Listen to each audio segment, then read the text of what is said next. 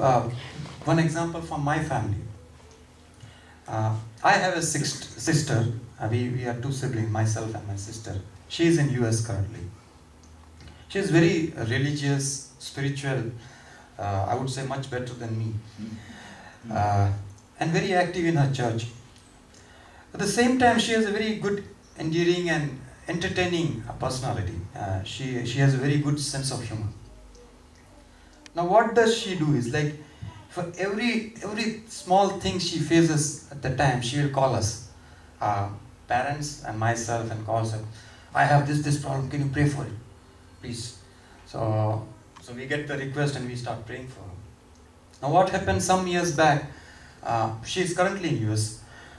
She was in India and she wanted us to pray because she had applied for a visa to come. So she wanted everybody to pray for her. So she called and told, I have applied this visa and please pray it comes soon, faster. And my parents, they're always so they adore us. And so the moment they get a prayer request, they are like pouncing on it. In India and all, we pray on the floor. There is a mat, we put it across.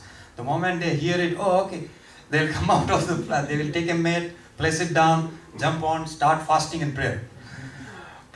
After a week or so, I call back and try to comfort her, saying that, don't worry, your visa is getting, it will come soon. So he's telling, what?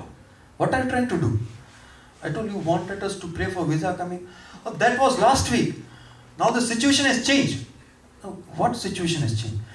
I have some exam to give, some certification exam. And I want to ensure, because that's a very important aspect for me, I want to ensure I get an exam. And then only I want to travel anywhere I want to. So please pray to stop the visa.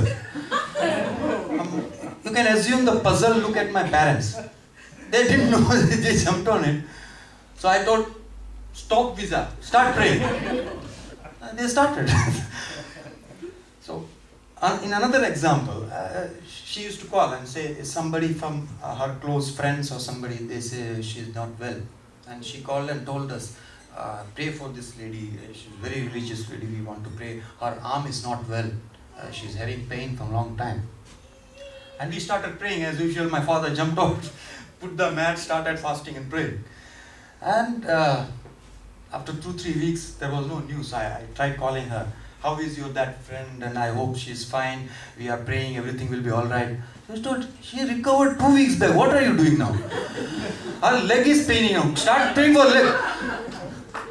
I told my parents, hand stop, leg start. And it was so that I used to call and tell, okay, if the first request is over, what's the next one? So that we can start praying. In fact, yesterday she called and gave me another request to start praying for. But the point which I want to underline is that she has this very good practice of sharing her prayer request. And most of the time, God has obliged to her request and answered her prayers. So point which I don't want to be missed is that God likes to hear when prayed together for a cause. So that's the first point which I wanted to put it across. Let me move into second approach to the prayer. Pray along righteous. When I say righteous, like some righteous person. It could be a pastor, or it could be some elder in the church, or who depicts life as a man of God. And God usually addresses those prayers.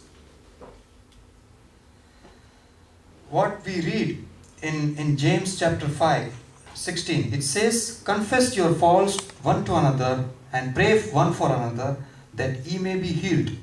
The effectual fervent prayer of a righteous man availeth much.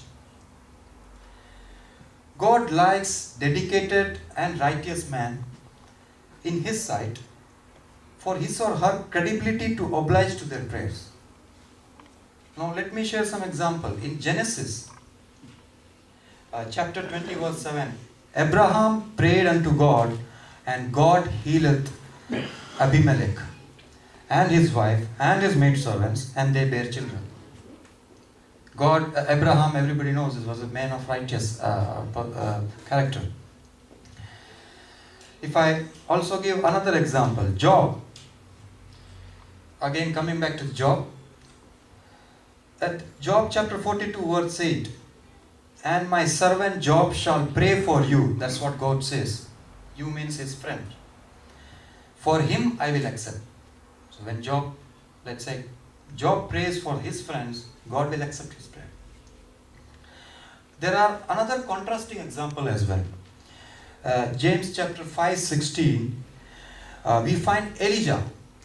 He prayed to bring famine because Israelites were doing left and right. They were idol worship or adultery, and he wanted no rain to come to bring upon famine. God obliged. There was for 3.5 years there was no rain. If I take another example, Exodus chapter 32, 12, 14, Moses pleads God to give respite to Israelites. So it's like other way around, because this is after that golden calf episode wherein people started picking calf, and God was so angry, but Moses prayed and said that please spare Israel. So Moses pleads to God to spare Israel, and God relents. God did not ignore Moses' request. So I want to also put across one another factor of credibility. If usually when we pray, we end our prayers saying, in Jesus' name. It has a significance when we call, because we are asking our prayer to the credit of some name which adds or impact to that prayer. Now when you ask in Jesus' name, what better name you could have for credibility of righteous than the Son of God?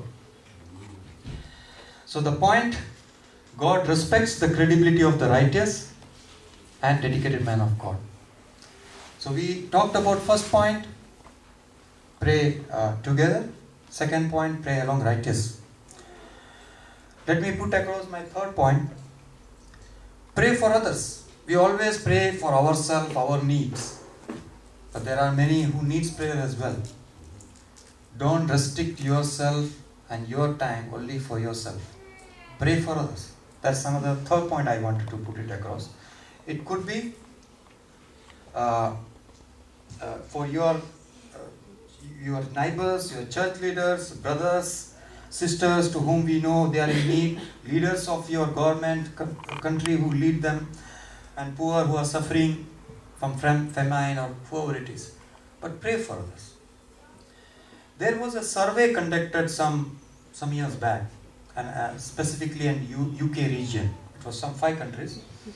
And it suggests that Christian pray around for 85%, 80 to 85% is for yourself and my family, for myself and my family. And I don't think things have changed much since then. So the point I wanted to stress across is the importance of praying for others. Let me quote something from Bible. 1 Timothy chapter 2 verse 1 and 5. It says, I urged then, first of all, that request, prayers, intercession and thanksgiving be made for everyone, for kings and all those in authority, and that we may live peaceful and quiet lives in all godliness and holiness. This is good and it pleases God our Savior. Let me quote one another word from Proverbs. This is the other way around. First we told means what pleases God. Now what displeases God. In Proverbs it says, whoso stoppeth his ears at cry of the poor, he shall cry for himself, but shall not be heard. That's a very strong word from God. That you should, showing the importance of how we should be praying for poor.